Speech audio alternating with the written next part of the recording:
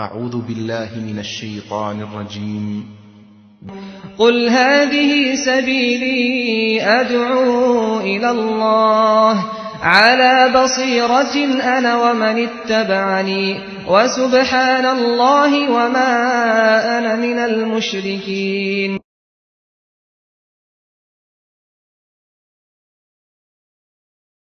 إن الحمد لله نحمده ونستعينه ونستغفره ونؤمن به ونتوكل عليه ونعوذ بالله من شرور أنفسنا ومن سيئات أعمالنا من يهده الله فلا مضل له ومن يضلل فلا هادي له وأشهد أن لا إله إلا الله وحده لا شريك له وأشهد أن محمدا عبده ورسوله. اللهم صل على محمد وعلى آل محمد كما صليت على إبراهيم وعلى آل إبراهيم إنك حميد مجيد. اللهم بارك على محمد وعلى آل محمد كما باركت على إبراهيم وعلى آل إبراهيم إنك حميد مجيد. أما بعد فإن خير الحديث كتاب الله وخير الهدي هدي محمد صلى الله عليه وسلم وشر الأمور محدثاتها وكل محدثة بدعة وكل بدعة ضلالة وكل ضلالة في النار. تمام تعریفیں اللہ تعالیٰ کے لیے ہیں جو سارے جہاں کا خالق، مالک اور اس کا پروردگار ہے.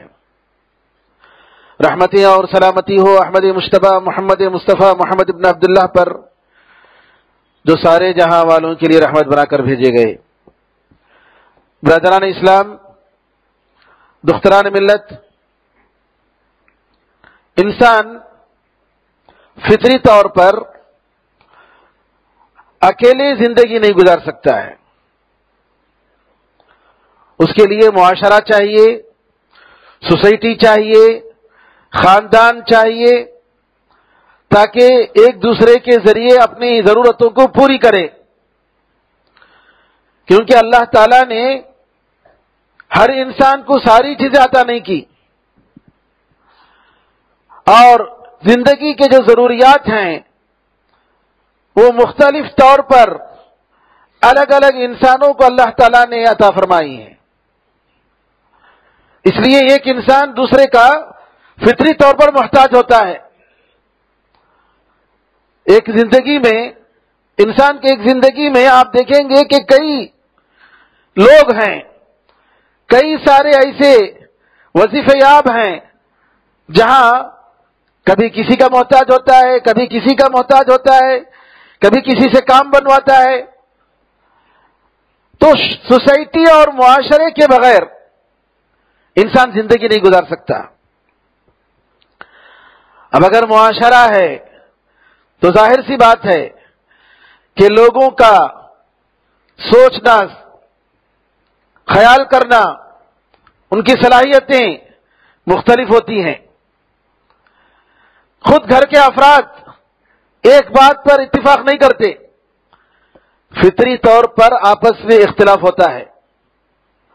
اب جب اختلاف ہوتا ہے تو اللہ تعالی کی طرف سے ایک شریعت کی ضرورت ہے جو ان اختلافات کو حل کرے.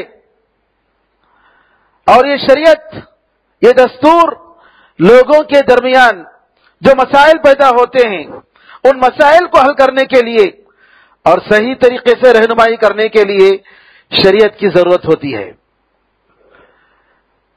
شریعت کے بغیر انسان زندگی نہیں گزار سکتا.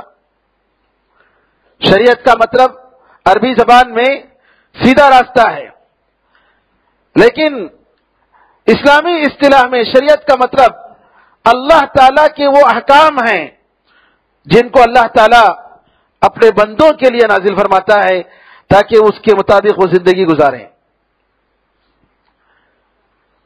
جیسے اللہ تعالیٰ نے یہودیوں کو ایک شریعت عطا فرمائی، عیسائیوں کو ایک شریعت عطا فرمائی، اور مسلمانوں کے لیے ایک شریعت عطا فرمائی، اور پھر فرمایا ثم جعلناك على شریعة من الامر فاتبعها ولا تتبع اهواء الذين لا يعلمون. اے محمد صلی اللہ علیہ وسلم، پھر ہم نے آپ کو ہمارے امر، آرڈر، ہمارا جو حکم ہے اس میں سے ہم نے ایک شریعت تمہیں عطا فرمائی ہے، تم اس کی پیروی کرو اور ان لوگوں کی خواہشات کی پیروی مت کرو جو نہیں جانتے ہیں. یہاں قابل غور بات یہ ہے کہ اللہ تعالیٰ نے شریعت کے خلاف جو لوگ کہتے ہیں ان کے بارے میں بتایا کہ یہ لوگ نہیں جانتے ہیں، ان کے پاس علم نہیں ہے. شریعت کی خوبی یہ ہے کہ وہ اللہ تعالیٰ کی طرف سے یہ شریعت نازل ہوئی جو اللہ تعالیٰ ہر چیز کو جانتا ہے، کوئی چیز اسے چھپی نہیں ہے، ساری چیزیں اس کے سامنے ہیں، ساری چیزیں اس کے لیے ظاہر ہیں. جیسا کہ اللہ نے فرمایا کہ یعلم السر واخفا، اللہ تعالیٰ پوشیدہ بات، سیکریٹ باتوں کو جانتا ہے اور اس سے بھی چھپی ہوئی باتوں کو جانتا ہے. تو شریعت مطہرہ، اسلامی شریعت کی بہت ساری خوبیاں ہیں میرے بھائیوں، بہت ساری خصوصیتیں ہیں. یہ اللہ تعالیٰ کی طرف سے انسانیت کے لیے بہت بڑی نعمت ہے، بہت بڑی نعمت. اور اسی نعمت کا حوالہ دیتے ہوئے اللہ نے فرمایا اس نعمت سے دلوں کو خوش ہونا چاہیے. قل بفضل اللہ وبرحمتہ فبذلک فلیفرحوا، یہ اللہ کے فضل اور اس کی رحمت کی وجہ سے تمہیں عطا ہوا ہے، تمہیں یہ شریعت ملی ہے اور اس کی وجہ سے ان کو خوش ہونا چاہیے. هو خیر مما یجمعون، اور یہ شریعت، یہ دین، یہ عقیدہ اور یہ اسلام، یہ لوگ جو جمع کر رہے ہیں دنیا کے خزانے، اس سے کہیں زیادہ بہتر ہے. میرے بزرگوں، میرے بھائیوں، سب سے بڑی نعمت اس سرزمین پر ایک انسان کے لیے یہ اللہ تعالیٰ کا دین ہے، یہ اللہ کی شریعت ہے. آئیے آج اس شریعت کی خصوصیتیں کیا ہیں، ان میں اور دوسروں میں کیا فرق ہے، انسان جو قانون بناتا ہے اس کے کیا نقصانات ہیں، کیونکہ انسان ہر چیز کا علم نہیں رکھتا ہے، لہذا قانون بدلتے رہتے ہیں. کہتے ہیں 150 سال پہلے سے جو قانون تھا وہ غلط تھا، اب جا ہمارا نیا قانون یہ اچھا قانون ہے. جی، یہ انسان ہے، کیونکہ انسان کا علم ناقص ہے. اس کے مقابلے میں اسلامی شریعت کی خصوصیت، سب سے پہلی خصوصیت یہ ہے کہ یہ ربانی شریعت ہے، یہ اللہ کی طرف سے شریعت نازل ہوئی ہے. رب العالمین نے اس شریعت کو نازل فرمایا ہے، کسی انسان کی شریعت نہیں ہے. رب العالمین کیا مطلب؟ سارے جہانوں کا پروردگار، جہانوں کا پروردگار. کیا کتنے جہانے ہیں دنیا میں؟ سمندر میں رہنے والوں کی ایک جہان کی ایک دنیا ہے، پرندوں کی ایک دنیا ہے، درندوں کی ایک دنیا ہے، ہواؤں کی ایک دنیا، کتنے مخلوقات کی دنیا ہے اللہ ہی جانتا ہے. اور سارے مخلوقات، سارے جہانوں کا پروردگار ہے رب العالمین. یہ اس کی شریعت ہے، یہ شریعت ربانی ہے، اللہ تعالی کی طرف سے نازل کردہ شریعت. اور کوئی قانون بنانے والا جیسا اس کے اندر جو صفتیں اس کے اندر ہوتی ہیں، اس کا پرتو، اس کا اثر اس شریعت پر، اس قانون پر ہوتا ہے کیا نہیں؟ اس کے علم کے مطابق، اس کے تجربے کے مطابق. اور یہ شریعت اس اللہ تعالیٰ کی ہے جو ساری باتوں کا علم رکھتا ہے، اس کا علم پرفیکٹ ہے، اس کا علم باکمال ہے، اس کے علم میں کسی بھی قسم کی کمی نہیں ہے. وہ ماضی کو بھی جانتا ہے، وہ مستقبل کو بھی جانتا ہے، وہ کسی چیز کے ہونے سے پہلے وہ چیز ہوگی تو کیسی ہوگی، اس کی شکل کیا ہے، اس کی صورت کیا ہے، اس کی زندگی کیا ہے، اس کی موت کیا ہے، اس کی تقدیر کیا ہے، ہر چیز کے بارے میں جانتا ہے.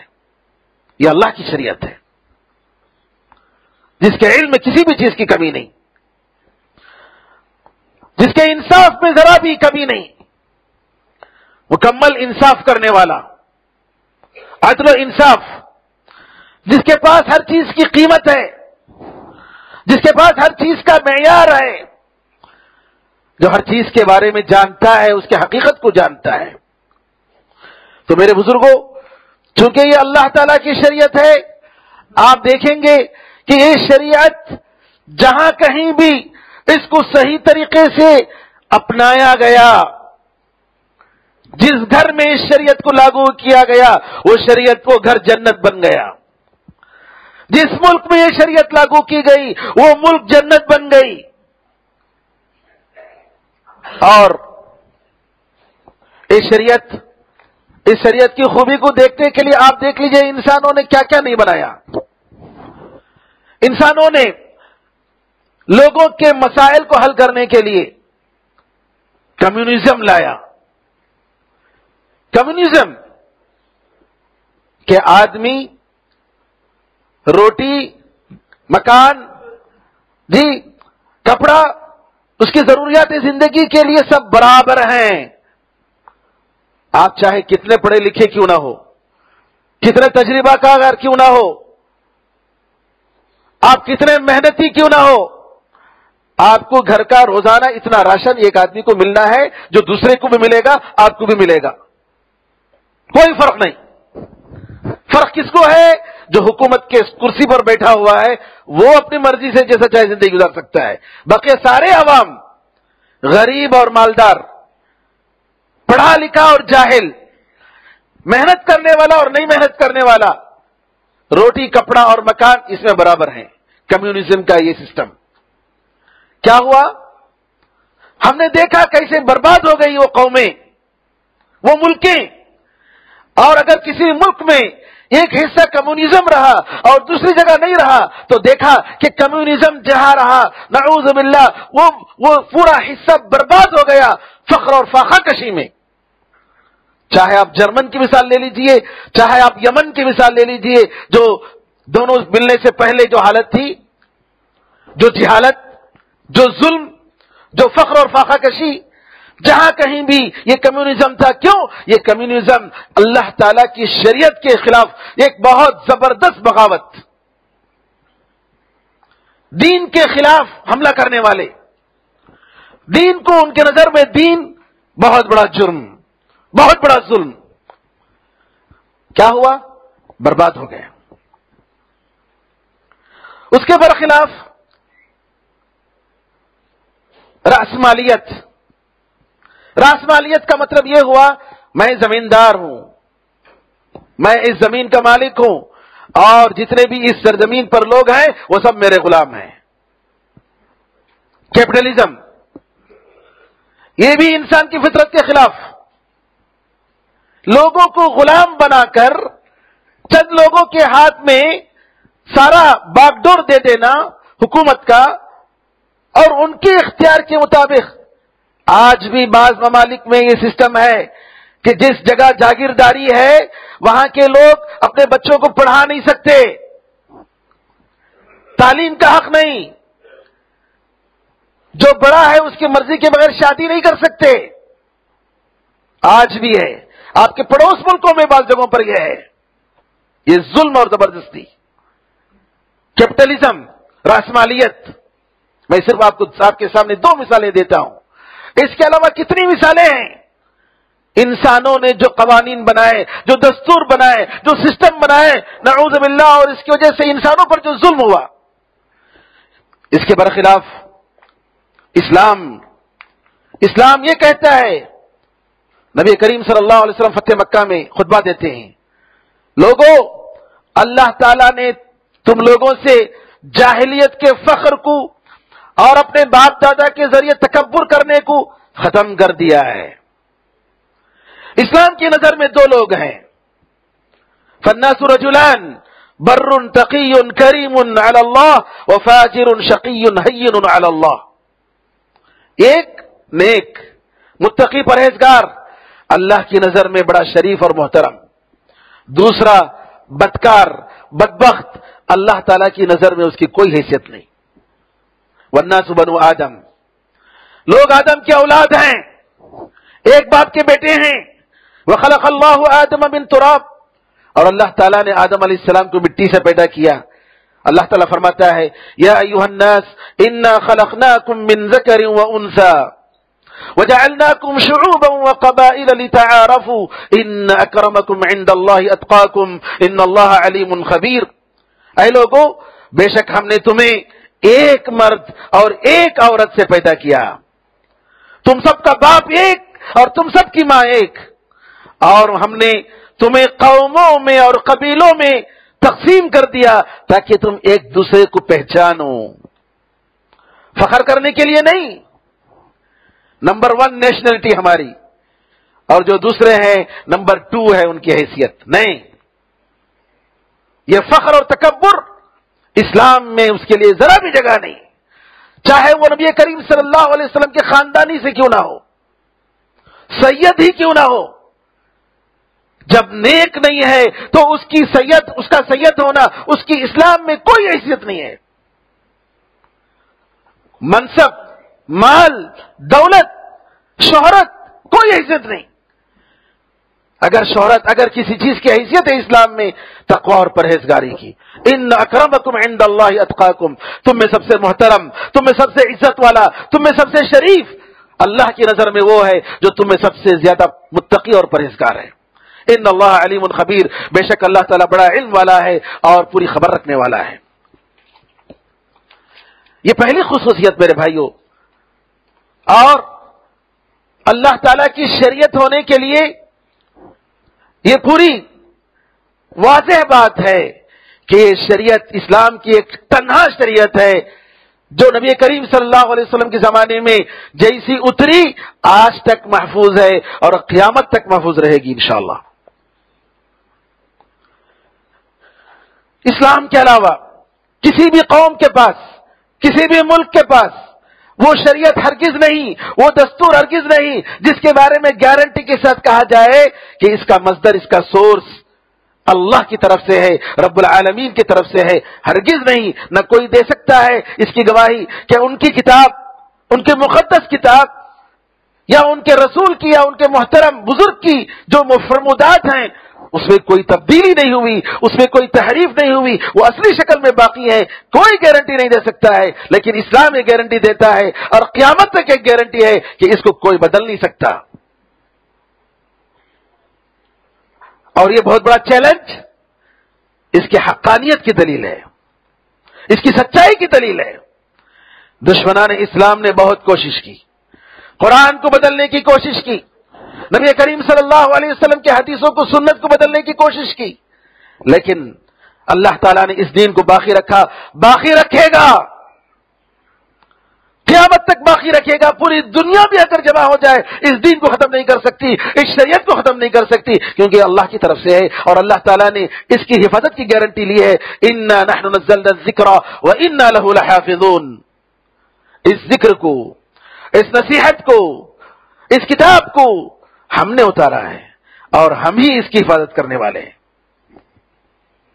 دوسری خصوصیت میرے بھائیوں اسلامی شریعت کی کہ یہ شریعت فطری شریعت ہے، انسان کی فطرت، اور اللہ تعالیٰ نے جو جس فطرت پر انسان کو پیدا کیا ہے اس فطرت میں اور اس شریعت کی فطرت میں بالکل میل ملاپ ہے، بالکل اتفاق اور اتحاد ہے، دونوں میں کوئی اختلاف نہیں ہے۔ اس شریعت کو بنانے والا وہ ہے جس نے اس انسان کی روح کو بنایا، اس کے جسم کو بنایا، اور یہ وہ ذات ہے جس نے انسان کی ضرورت کے لیے یہ زمین اور آسمان، یہ ہوا، یہ دن، یہ رات، یہ سورج اور یہ چاند، یہ سمندر، یہ خشکی، یہ ساری چیزیں اللہ نے مہیا کی، اسی اللہ تعالیٰ نے اس شریعت کو نازل کی۔ فطرت میں آپ دیکھیں گے شریعت نے جو ہے انسان کی فطرت کا ایسا خیال کیا ہے، اس کی روح کا خیال کیا، اس کے جسم کا خیال کیا۔ بعض صحابہ آئے اور آ کر نبی کریم صلی اللہ علیہ وسلم کے گھر کے پاس بات کرنے لگے۔ کسی نے کہا، نبی کریم صلی اللہ علیہ وسلم کی عبادت کے بارے میں پوچھا تو انہوں نے سمجھا کہ نبی کریم صلی اللہ علیہ وسلم کی عبادت اتنی زیادہ نہیں ہے جیسا ہم سمجھ رہے تھے، ان کا ناقص تصور۔ انہوں نے کہا کہ چلو ہم ایسا کرتے ہیں کہ ایک نے کہا کہ میں رات بھر نماز پڑھوں گا، سوؤں گا نہیں، دوسرے نے کہا کہ میں دن بھر روزہ رکھوں گا، تیسرے نے کہا کہ میں شادی ہی نہیں کروں گا۔ اللہ کو خوش کرنے کے لیے، اللہ کی عبادت کے لیے تینوں نے اپنے اپنے طور پر نئے طریقے تلاش کرنے کی کوشش کی، جس میں وہ روح کا تو خیال کرنے والے تھے لیکن انسان کے جسم کا خیال نہیں کرنے والے تھے۔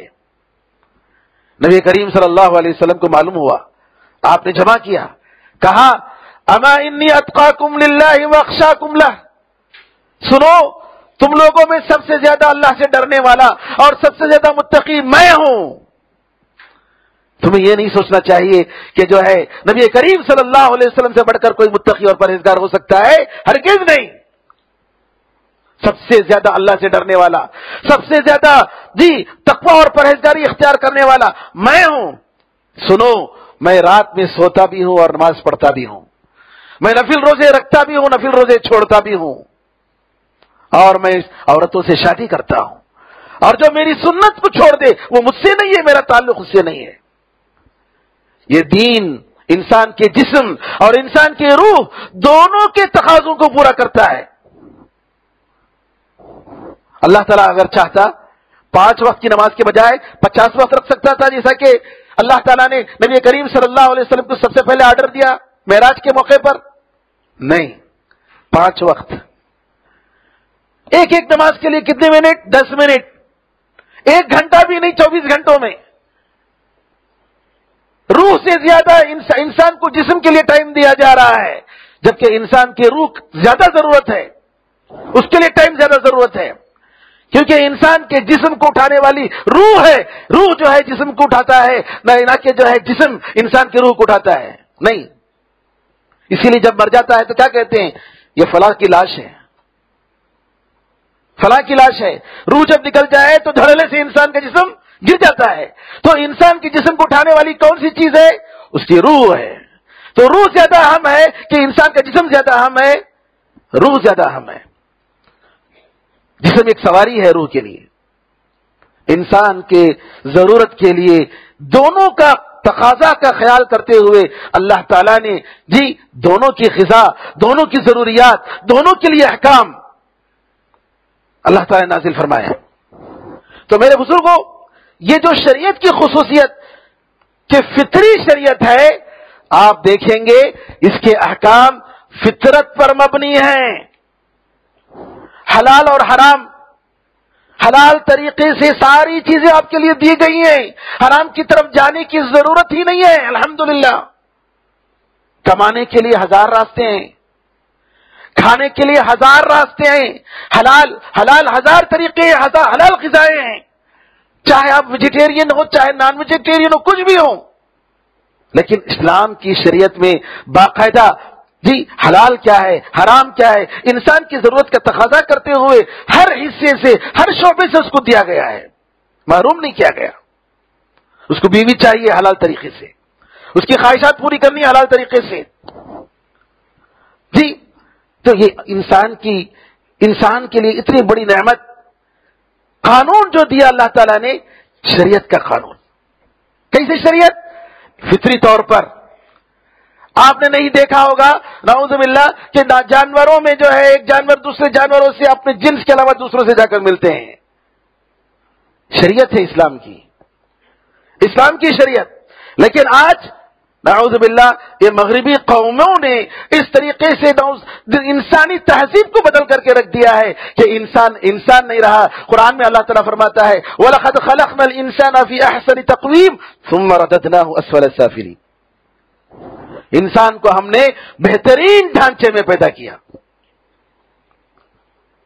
اشرف المخلوقات، یہ پوری زمین اور آسمان سب اس کے لیے ہے، چاند اور سورج اس کے لیے ہے۔ وَلَقَدْ خَلَقْنَا الْإِنسَانَ فِي أَحْسَنِ تَقْوِيمٍ۔ اللہ تعالیٰ چاہتا تو انسان کا منہ نعوذ باللہ جیسے دوسرے کچھ کیڑے مکوڑے ہیں وہاں اس کے جہاں منہ اور اس کے پیچھے کے حصے میں کوئی فرق نہیں، بالکل بازو کر سکتا تھا، لیکن سبحان اللہ، اللہ تعالیٰ نے انسان کو عزت دی اور محترم بنایا، اشرف المخلوقات۔ لیکن اللہ فرماتا ہے ثم رددناه اسفل سافلین، پھر ہم نے اس کو بالکل نچلے پرلے درجے کے لوگوں میں ہم نے اس کو کر دیا.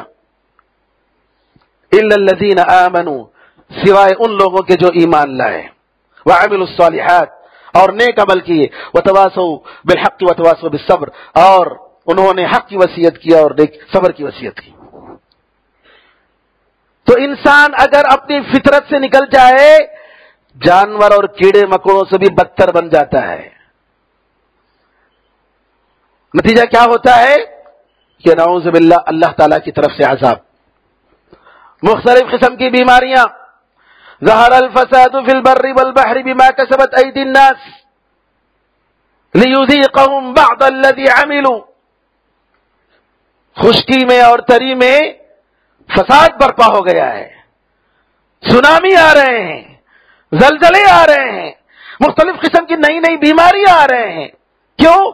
لوگوں کے کرتوت کی وجہ سے، ان کے بدعمالیوں کی وجہ سے. تاکہ اللہ فرماتا ہے تاکہ انہوں نے جو عمل کیا ہے اس کا تھوڑا سا مزہ چکھائیں، پورا نہیں. پورا اگر چکھائے اللہ تعالیٰ ایک انسان کو بھی نہیں چھوڑے گا زمین پر، تھوڑا. میرے بزرگوں، میرے بھائیوں، اللہ تعالیٰ کی اس شریعت کی ہمیں قدر کرنی چاہیے.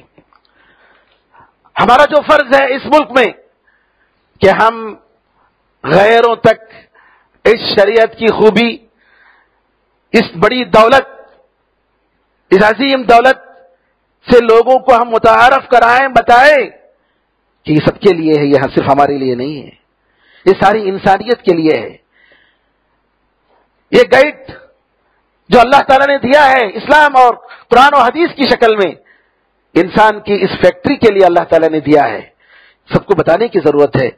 یہ موضوع اور باقی ہے، انشاءاللہ اگلے خطبے میں بتائیں گے. اللہ سے دعا ہے کہ اللہ تعالیٰ ہم سب کو اس شریعت پر، اس شریعت کو جاننے، اس کو سمجھنے، اس پر عمل کرنے اور دوسروں کو اس کی طرف دعوت دینے کی توفیق عطا فرمائے. اللہ تعالیٰ اس شریعت کے ذریعے ہمیں سربلندی عطا فرمائے. آمین ارحم الراحمین. بارک اللہ لنا ولکم فی القرآن العظیم ونفعنا وإیاکم بالآیات والذکر الحکیم. انہ تعالی جواد کریم ملک بر رؤوف رحیم رب حلیم.